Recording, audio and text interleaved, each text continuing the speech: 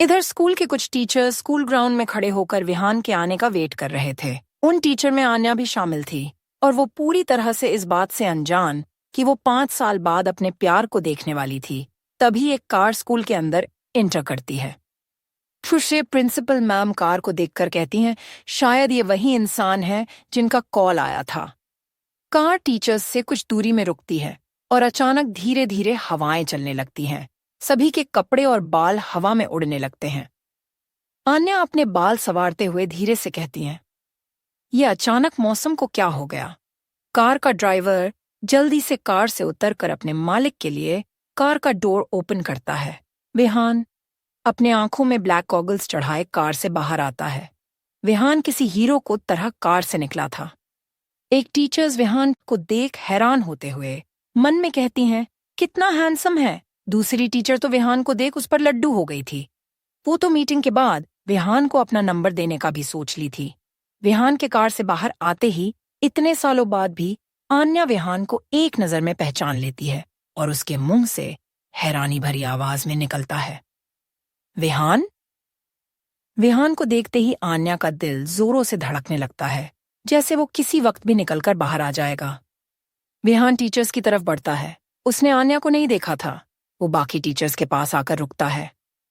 आन्या विहान को अपने पास से ही गुजरते हुए देखती है। फिर वो जल्दी से अपने सेंस में वापस आकर आसपास की फिक्र ना करके अपनी खुशी को लफ्जों में बयां करते हुए कहती है, विहान तुम अब्रॉड से कब आए। सभी टीचर्स हैरानी से आन्या को देखने लगते हैं। विहान जानी पहचानी आवाज सुन अपना ब्लैक शेड्स उतारते हुए आन्या की तरफ मुड़ता है और वो तुरंत अनजान बनते हुए शांत आवाज में कहता है, सॉरी, क्या हम पहले मिल चुके हैं। आन्या ने इसकी उम्मीद नहीं की थी।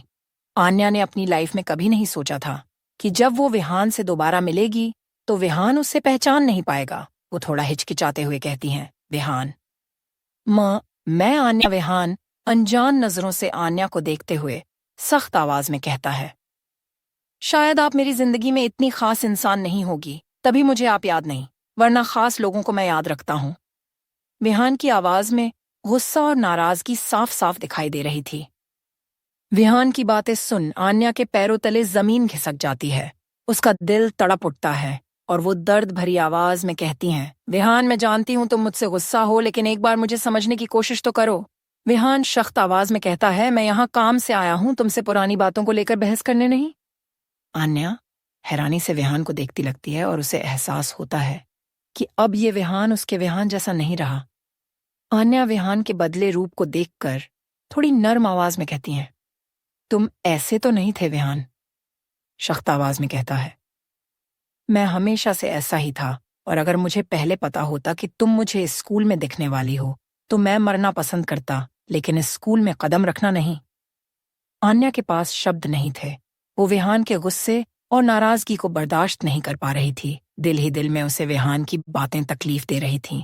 आन्या को इस बात का अंदाजा भी नहीं था कि विहान उससे इतनी नफरत करने लगा होगा कि वो उसे देखना तक नहीं चाहता था। सभी टीचर्स हैरानी से दोनों को लड़ते हुए देख रही थीं। वहां का माहौल गर्म होते देख प्रिंसिपल मैम जल्दी से आगे आती है और आन्या के पास आकर धीरे से कहती हैं, आन्या, क्या हुआ? कौन है ये? क्या तुमने जानती हो? आन्या अब जाकर अपने होश में आती है और उसे एहसास होता है कि वो कहाँ खड़ी है। वो जल्दी से सारी बात संभालते हुए प्रिंसिपल मैम की तरफ देखकर धीरे से कहती है, मैम, मैं और ये एक कॉलेज में पढ़ते थे और ये मेरे सीनियर थे। कुछ बात को लेकर हमारी कॉलेज में लड़ाई हो गई थी।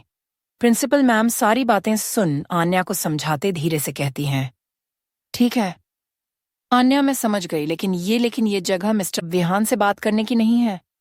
अभी ये हमारे स्कूल में डोनेशन के लिए आए हैं और तुम तो जानती हो हमारे स्कूल को डोनेशन की जरूरत है।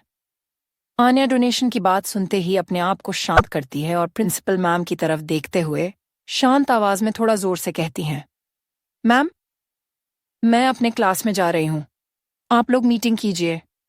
प्रिंसिपल मैम कहती हैं, ओके। आन्या वहां से चली जाती है।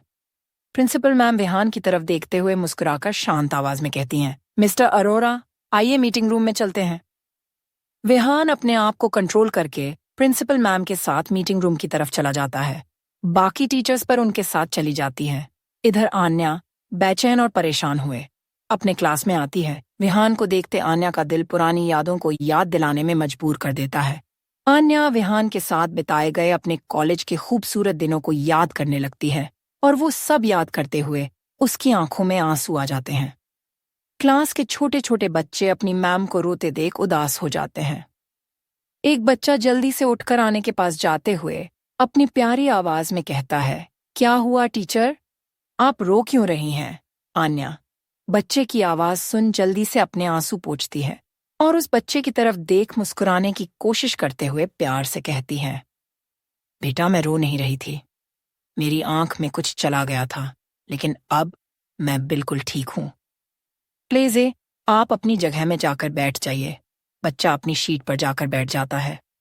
आन्या अपने दिल को संभालते हुए मन में उदासी भरी आवाज में कहती हैं, विहान की बातों से तो ये जाहिर होता है कि वो मुझसे नफरत करने लगा है। आन्या अपने आप को शांत करते हुए कहती हैं, लेकिन इसमें विहान की गलती नहीं है। मैं ही थी जो उसे छोड़कर गई थी। उसका इतना नाराज होना बनता है। लेकिन मुझे एक बार विहान से बात करनी होगी ताकि मैं हमारे बीच की सारी मिसअंडरस्टैंडिंग दूर कर सकूं। तभी मेरे दिल को सुकून मिलेगा। आधे घंटे बाद स्कूल की छुट्टी हो जाती है। सभी बच्चे अपने अपने घर के लिए निकल जाते हैं। आन्या भी अपने क्लासरूम से बाहर स्कूल ग्राउंड की तरफ आती है। तभी उसे दूर से विहान दिखाई देता है जो अपनी कर की तरफ बढ़ रहा था और प्रिंसिपल मैम उदासी से उसे जाते देख रही थी। आन्या दौड़कर जल्दी से प्रिंसिपल मैम के पास आती है और लगभग हाँफते हुए कहती हैं, क्या हुआ प्रिंसिपल मैम?